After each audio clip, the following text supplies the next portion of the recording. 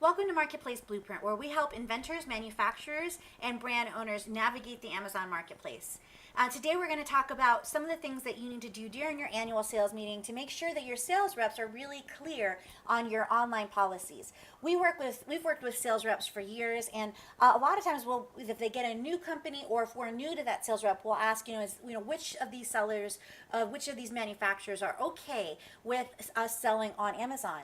And some of them are really great. They have a list of exactly which marketplaces we're allowed to sell on, and some of them just they're not quite sure. And so if they're not sure, it's hard for them to turn down the sale. So what we want to do is we want to make it really easy for our sales reps.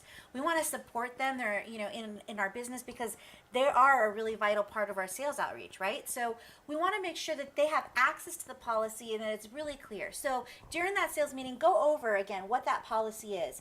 Is it different if they have their own e-commerce store, or is it different if it's a marketplace like Amazon, eBay?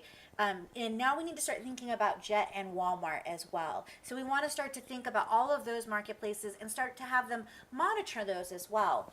We want to make sure that your policy is loud and clear on both your price list and your reseller agreement, and maybe even your application and website too.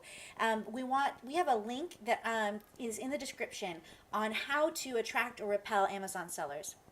Now, we hope you're going to attract really good Amazon sellers. We're hoping that you're not trying to get rid of Amazon sellers, but we understand that especially if distribution has got out of hand, sometimes you need to turn away Amazon sellers for at least a period of time so that you can get everything cleaned up, and then maybe open the doors back up again once things are under control. So as we're looking at those things that we're talking about with the sales reps, we also want to give them some questions that they can ask sellers to kind of identify. The first one is pretty obvious, and that's, do you sell on Amazon? And if a seller is not going to be honest about that, then we can be a little bit more aggressive in how we talk to them about their ability to restock that item if we find that they are selling on Amazon. We want to ask, what kind of store do they have? Tell us about your store. Where is it located? How much foot traffic do you get? How many employees do you have? If they have no employees, they don't really have any real numbers about foot traffic. They don't sound like a brick and mortar store. That can be an indicator that they could be a straight e-commerce store. You can ask, even brick and mortar stores are supplementing their straight brick and mortar sales with e-commerce sales. So we might want to ask, are you supplementing your in-store sales with online sales? Because we want to find out that up front so we don't have to track them down. It's fine if we have a couple of brick and mortars that we make exceptions to the rules for because they've been customers for the last 15 years, but we just want to make sure our sales rep know who those exceptions apply to and who would need to apply for that exception. The things to watch for. So if you wanted to talk to your sales reps this meeting about, what are the things that we want to look at orders for to see if somebody maybe has been dishonest with us about whether they're selling on Amazon. So if you see a really large order, they're ordering multiple pallets, and you see a very small store, or it's not in a retail space, maybe it's in an industrial location, that can be a big tip-off, right? Googling their address and using Google Maps to kind of see where their store is, that's a really great place. And then make sure you're cross-checking it to make sure it's not a UPS or a FedEx store. If you see they're only ordering certain SKUs, so they're ordering like 500 of 3 SKUs out of 100, and then that's it. That's all that they're ordering.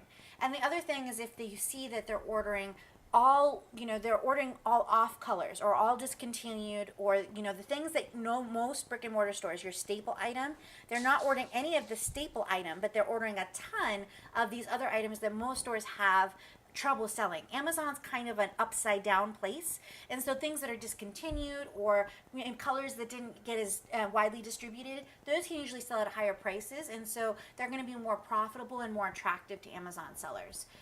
So they're in that PDF on attracting and repelling Amazon sellers, we have the basic criteria of what Amazon sellers look for in a listing, and then that can help give you an idea of, are you attracting Amazon sellers for maybe the wrong reasons?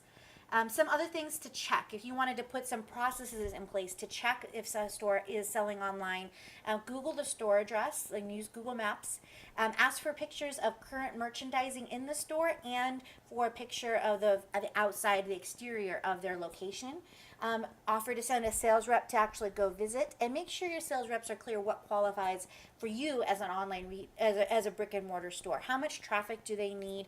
What are some things that you would say, and is it okay if somebody has a brick and mortar store, even if it's a very small one, is it okay for them to sell online as long as they have invested in some sort of commercial real estate?